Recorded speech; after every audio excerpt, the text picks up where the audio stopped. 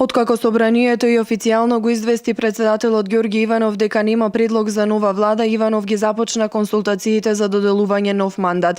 Денеска уствари средба со председателот на Уставниот суд Никола Ивановски. Средбата доаѓа по вчерашната најава од кабинетот на председателот дека шефот на државата ќе ги почне консултациите со надлежни институции и политички партии. На средбата Иванов, како што соопшти неговиот кабинет, истакна дека досега постапувал исклучиво во рамки на своите права, должности и надлежности, почитувајќи го Уставот на Република Македонија. Председателот Иванов посочил дека и во однос на актуелната ситуација ќе постапува во согласно со уставните одредби и ќе постапува исклучиво во интерес на државата и на граѓаните на Република Македонија. Иванов вчера имаше средба и со шефот на делегацијата на Европската унија во Македонија Самуел Жбогар. Се разговарало за актуелната политичка ситуација во земјата, при што амбасадорот Жбогар ги пренесол ставовите на Европската унија за политичката состојба во државата.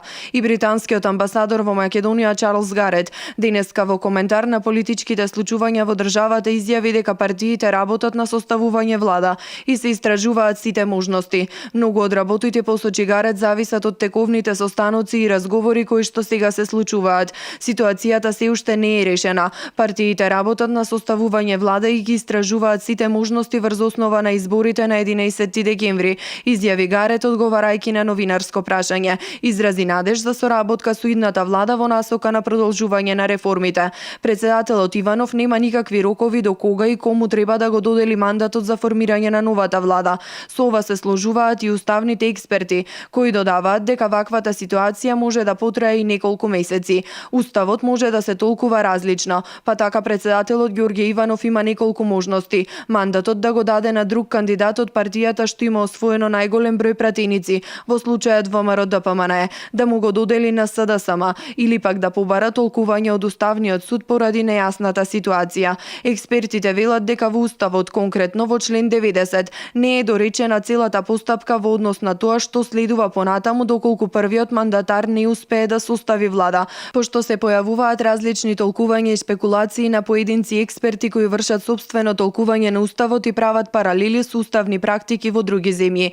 Универзитетската професорка Тања Каракамишева вели дека овие уставни практики се добри кога ќе се подготвува новиот устав, зашто нашиот устав е недоречен и фаличен во овој дел од постапката, односно немаме натамошна доразработка на постапката и уставни норми што ќе ја доуредат истата. Во нашиот случај имаме една уставна норма, член 90, која вели дека мандатот го добива онаа партија што има мнозинство пратеници во собранието на Република Македонија, што значи дека самиот устав асоцира на тоа дека изборниот победник го добива мандатот за состав на влада, вели Каракамишева.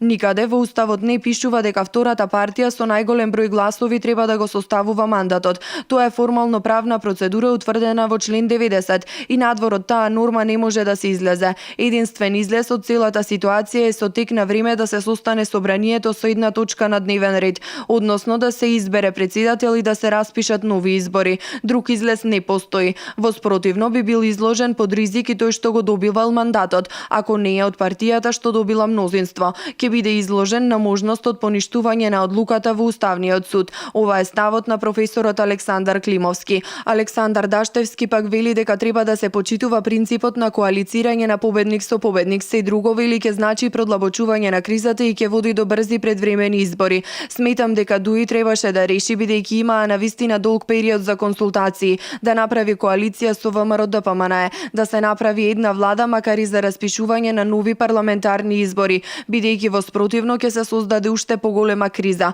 вели Даштевски. Во неделата на полноќ истече рокот што го имаше мандатарот Никола Груевски да обезбеди парламентарно мнозинство и да состави влада. Не се постигна договор со ДУИ. Вчера Зоран Заев побара од председателот нему да му го додели мандатот. Иако на прашањето дали има обезбедено повеќе пратеници од ВМРО ДПМНЕ рече дека нема, но дека тоа ќе го направи низ преговорите.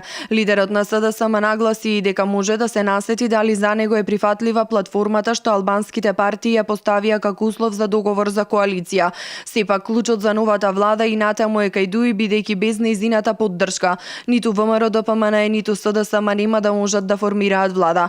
Иако од партијата на Ахмити ветија дека ќе ги продолжат внатре-партиските консултации. Вчера немало состанок. Во јавноста веќе кружат спекулации дека ДУИ се повеќе размислува да не го поддржи ниту СДСМ како коалициски партнер и дека ќе мора да се оди на нови избори.